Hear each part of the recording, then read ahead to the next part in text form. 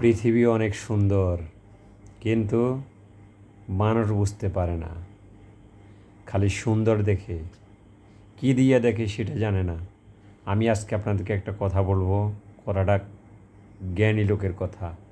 দেখেন এই চোখের, দেখেন এই চোখ, চোখ আছে না, চোখের মণিটা কালো।